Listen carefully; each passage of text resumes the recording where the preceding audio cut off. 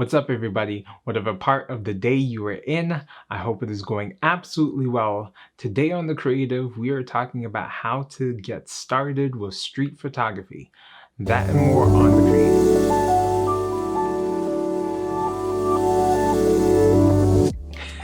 Well, my videos are never just about photography. You always learn something about life as well. I guess that's the self-development portion of my channel. If you haven't guessed by now or realized, I am definitely into photography, content creation in general.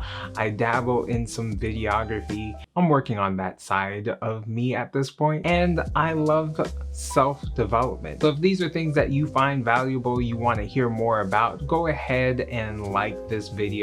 Comment if you would like to once you gain something valuable from this video. And if you're not, please subscribe. That would be greatly appreciated. So let's get to street photography. So for those of you that have been watching my videos for a little while now, you'll know that I have been dabbling with street photography. It is not something that I can honestly say I have tried before, other than the end of last year to this year. And it's been an enjoyable experience. However, there are some things that I've had to problem solve around and figure some things out, while there are people on YouTube and Skillshare and many other mediums where I could use the knowledge of photographers that are well ahead of me.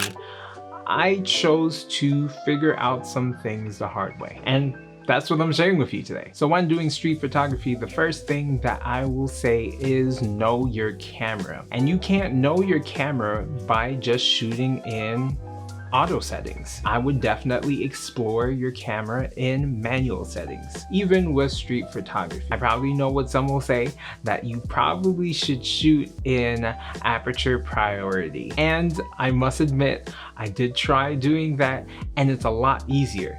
And if you're shooting in aperture priority, if you don't know, it is when you allow the camera to pick your shutter speed settings while you're able to control the aperture and the ISO. This is a really big help, to be honest, when starting with street photography and learning it, because you don't always have to be messing with your shutter speed. All you have to do is concentrate on the aperture and also the ISO, which is really important. So you know what? I'm going to change that first tip. No, don't just shoot in manual.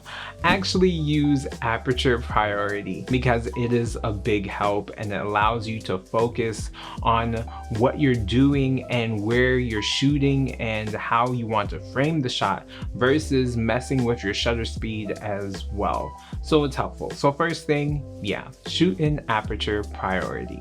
The second thing is have a subject. I've seen some pictures online and from other content creators, and everybody is somewhere on their journey. I just want to say that there's no such thing as a bad picture. Okay, that's not true. There is such thing as a bad picture. However, there is a difference between taking a bad picture as an amateur and growing versus just not knowing how to take pictures at all, period. I think that makes sense. Either way, always have a subject. You need to have a subject. I've seen pictures where people just take these pictures of a city, of anything, honestly, and they call it street photography. And while it is street photography, you're in the streets and you're using a camera. So yeah, I guess that's called street photography. The beautiful thing about street photography in particular is that you take something that people would overlook, you make it the subject and show the beauty that comes out of that picture that you have framed. So really, in essence, beauty is in the eye of the beholder. And that is very true for photographers that are looking through the viewfinder and they see things that other people don't see. So yeah, pick a subject, and there are many ways to do that. I don't know if you know about this, but it's called the rule of thirds. And by setting up your subject along the lines of the rule of thirds, you're able to draw the eye to your subject rather than having it's in the middle of your picture, which most people do. But Yeah, it's not wrong. There's just different ways to break the rule of thirds rather than just placing something meaninglessly in the middle of a picture. If you don't get that, you can write in the comments and I can explain some more. And the third thing that I would say, in order for you to truly be successful at street photography, I'm talking like I'm successful at street photography, I'm learning to, is to have fun. I'm pretty sure I could give you another technical something, whatnot, whatever, but I'd rather not. Photography for me is fun. And the day that it stops becoming fun is the day that it feels like a task more than a hobby. Have fun. It's meant to be fun. And I'm pretty sure there will be things that you can find and take pictures of and frame that other people may not be able to take.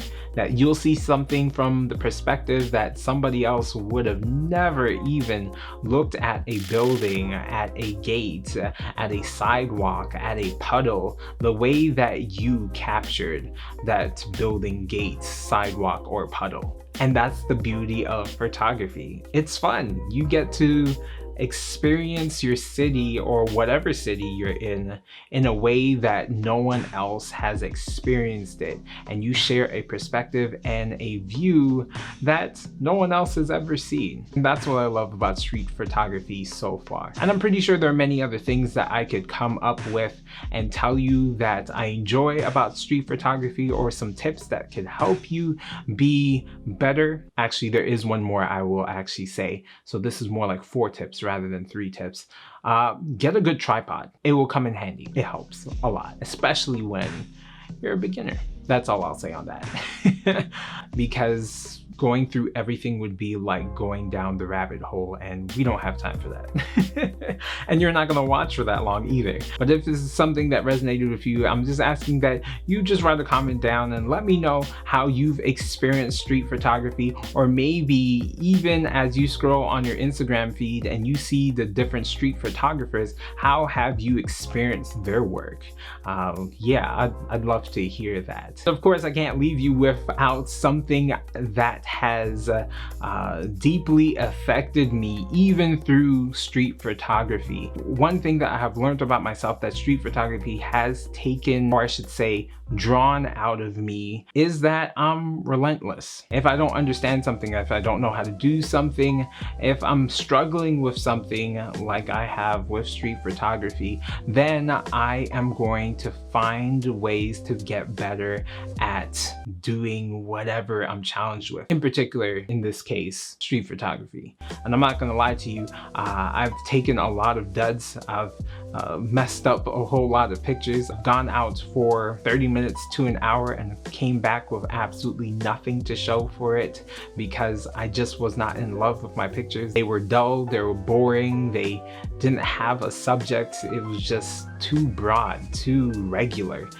And that's not who I am. I try my best to be as different as possible. What I've learned from this experience in dabbling in street photography is that no matter what challenge I come in contact with, no matter what it is, who it is, that I am capable of overcoming it as long as I am relentless, as long as I am dedicated to getting better at whatever is challenging me, as long as I am dedicating to find a way around, over, or through the obstacle that is in my way. And I don't know about you, but I think that is a good place to end. Be relentless. Don't let things get in your way, but find ways to deal with it. Find ways to be better. Find ways through, around, or over. Whatever it takes. I'll end there. Anyway, that's all for me today. If this is something that blessed your spirit, go ahead and like this. If this is something that you want to keep up with, go ahead and smash that subscribe button, blow it up, people's elbow it, and all of that great stuff. And if you want to get an alert of when the next episode comes out, go ahead and hit that bell as well. Until the next one, go ahead and do something creative today. Peace.